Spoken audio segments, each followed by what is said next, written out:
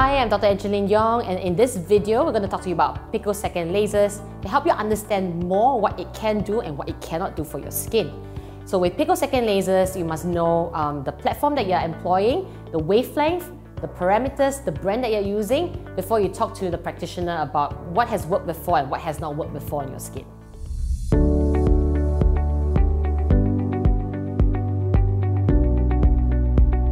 Pico laser treatments are basically a broad term that are used to classify lasers that are in the picosecond spectrum or domain. So with regards to laser parameters, we oftentimes want to recognize lasers according to a few specifications. One, the wavelength. So it can be a 1064 nanometer wavelength, 755 nanometer wavelength, 532 nanometer wavelength, for example. We also want to talk about the pulse duration. So it can be a long pulse laser in the millisecond spectrum, a nanosecond laser, sometimes what we call a Q-switch laser, or today's new kid on the block, which is the picosecond lasers. And that tells you how fast the laser energy is delivered. The other thing we want to consider as well is, of course, the energy fluence, which means the energy power of the laser device. So together, your doctor will select the right wavelength, the right sort of pulse duration, the right energy fluence, and also the spot size for every single treatment that they administer. Now, with regards to picosecond lasers, there are really a huge family of lasers, and not every one laser is created the same, right? So picosecond laser just means that the pulse duration of that laser energy beam is delivered within a picosecond fraction, and even within that spectrum, the picosecond pulse can vary from very short to almost mimicking a nanosecond pulse. So fundamentally, you need to understand first the brand of the laser, because that would also determine the type of wavelength that your practitioner is using, and also how fast the pulse duration is.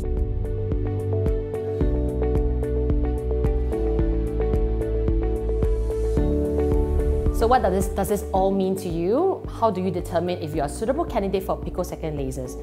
The answer then is determined basically based on the condition you're trying to treat.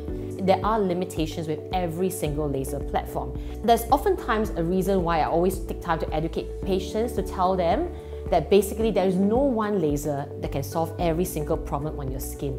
And that is why it is essential to have a wide spectrum of array of lasers in order to treat very specific skin types and very specific skin indications and conditions. And the reason why we select to use lasers is because sometimes we do not want any collateral damage. We really want to be very specific with what we want to treat in the skin and not cause neighboring structures to be affected or to be damaged at the same time.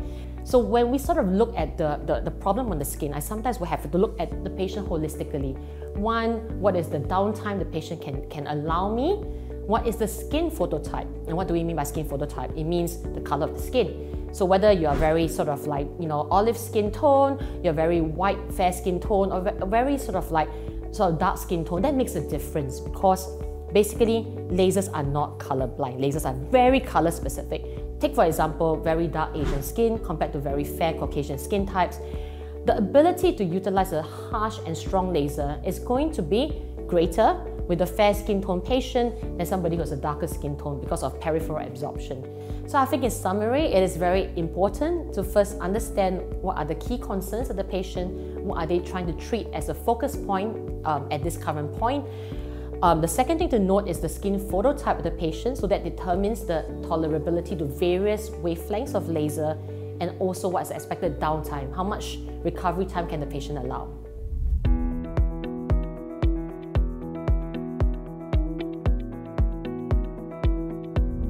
Why may pico lasers not be enough for treating my skin? Sometimes patients will think that, isn't that a laser enough to treat my skin? Now, again, in my video, as I've mentioned before, lasers have very different parameters and they are used to treat different target points in the skin.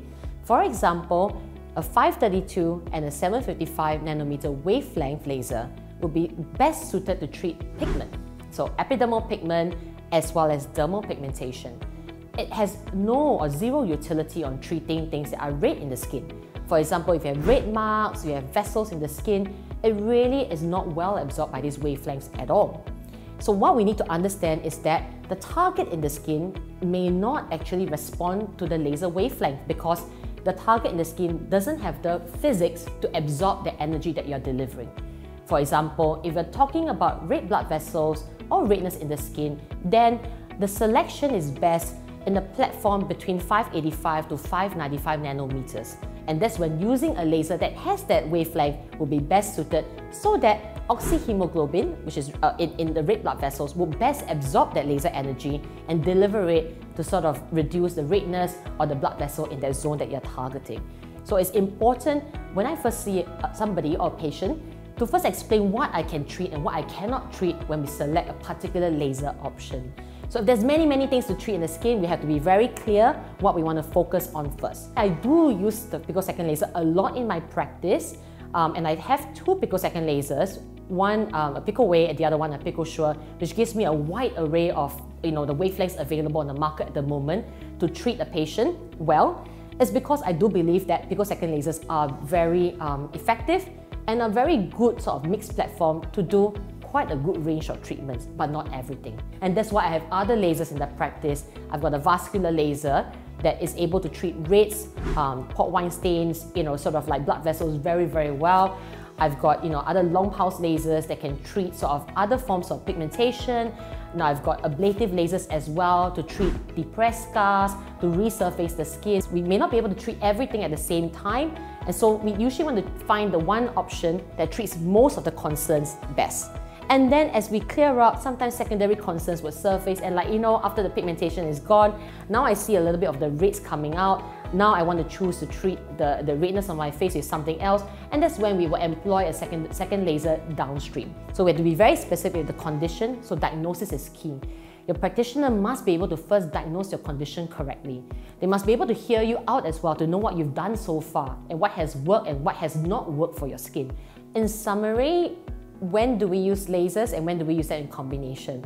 I find that most patients would typically have a mixed bag of problems. So most of the time, I typically would hybridize my lasers and would use at least 2 picosecond laser platforms on the same patient because I always find something to treat with a different wavelength. So I typically like to look at the skin like a sandwich layer. I like to treat every single layer with a different sort of parameter to deliver the best optimal outcome.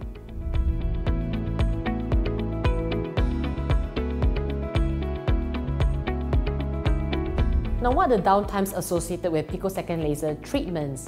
Now, picosecond lasers are considered non-ablative lasers, so that means it doesn't break the skin. So typically, depending on what you're using the picosecond laser for, I will adjust the settings or what we call the energy according to the condition that we're trying to target. So if it's just really for laser maintenance, you're looking for something to just brighten your skin, to improve the tone, and sort of just do some rejuvenation, then there can be no downtime. We can achieve that using pico toning sort of like parameters where the settings are low, and basically you would just walk out of the office, maybe just mild redness, and it goes off very quickly. If we're trying to work on your pigment, and many times patients come to me asking me to treat the pigmentation on their face, and sometimes it can be quite extensive, I would tell them that the downtime with picosecond lasers is not so much so that you get scabbing or scaling that we used to get with Q-switch nanosecond lasers when we try to treat pigmentation. The downtime is less if you've had previous Q-switch lasers done before. You would see the difference between the two, but what you would see is a little bit of the darkening of pigmentation. So for example, like every single spot that we choose to target with spot treatment will typically absorb energy and darken. And this darkening process will make the pigmentation more accentuated or highlighted for maybe about 5 days to 6 days. And then miraculously, by day 6 to day 7, the pigment just starts to lighten. It just happens like that. The other thing is also if you use picosecond lasers to treat texture or scars. Now, I always tell patients, what downtime can you allow me and what are we trying to achieve?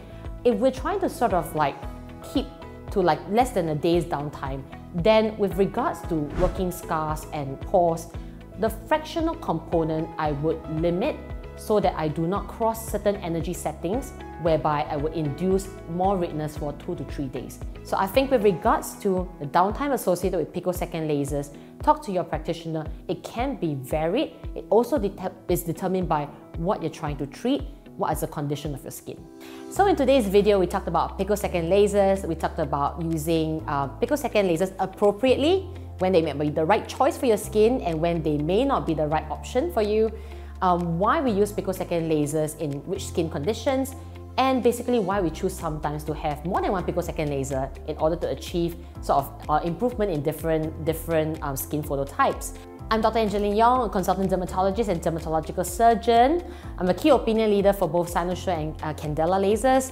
So do follow us more on social media to find out more about dermatology at large, but also if you have any special questions to ask about lasers, cosmetic dermatology, hair disorders and skin cancers, come and talk to us about that.